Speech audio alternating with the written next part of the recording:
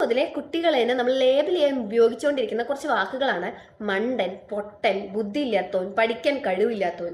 ഇതൊക്കെ അവരുടെ ഉള്ളിൽ എത്രത്തോളം ആഘാതം സൃഷ്ടിക്കുന്നുണ്ട് എന്നുണ്ടെങ്കിൽ, അല്ലാന്നുണ്ടെങ്കിൽ അവരുടെ ബിഹേവിയറിൽ എന്തുമാത്രം ചേഞ്ച് വരുത്തുന്നുണ്ട് എന്നുള്ള കാര്യത്തിൽ നമുക്ക് വലിയ ധാരണ കുറവാണ്. ഈ ഒരു കാര്യം അവരുടെ കോൺഫിഡൻസ് ലെവലിനെ കുറയ്ക്കാൻ വളരെ വലിയൊരു കാരണമാവാനും സാധ്യതയുണ്ട്. സൈക്കോളജിയിൽ SLDയുടെ കീഴിൽ 3 കാര്യങ്ങൾ പറയുന്നുണ്ട്: ഡിസ്ലെക്സിയ, ഡിസ്ഗ്രാഫിയ, ഡിസ്കാൽക്കുലിയ. എന്താണ് ഡിസ്ലെക്സിയ? വായിക്കാനുള്ള ബുദ്ധിമുട്ടിനെയാണ് ഡിസ്ലെക്സിയ എന്ന് പറയുന്നത്. അതായത് ചെറിയ കുട്ടിയാവുമ്പോൾ സമയത്ത് തന്നെ നിങ്ങൾ എന്ത് ശ്രദ്ധിക്കണം? കുട്ടി എങ്ങനെയാണ് ഒരു കാര്യത്തിനെ വായിക്കാൻ ശ്രമിക്കുന്നത്? ഓരോ അക്ഷരങ്ങൾ വെച്ചിട്ടാണോ? അവനൊരു വാക്കിനെ കൂട്ടി വായിക്കാൻ വേണ്ടി പറ്റുന്നുണ്ടോ? തുടങ്ങിയിട്ടുള്ള കാര്യങ്ങൾ നിങ്ങൾ ശ്രദ്ധിക്കണം. ആ സമയത്താണ് കുട്ടിക്ക് എന്തെങ്കിലും ബുദ്ധിമുട്ട്, ഡിഫിക്കൽട്ടീസ് ഒക്കെ അനുഭവിക്കുന്നുണ്ടോ എന്ന് നമുക്ക് മനസ്സിലാക്കുക. Then dysgraphia.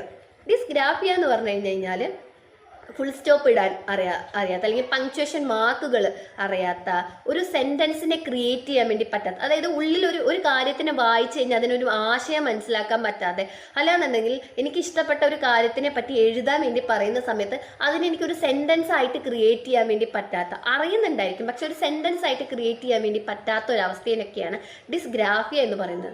Then dyscalculia. മാത്തമാറ്റിക്കലിൽ വരുന്നുള്ള പ്രോബ്ലംസിനെയാണ് ഡിസ്കാൽക്കുലിയ എന്ന് പറയുന്നത്.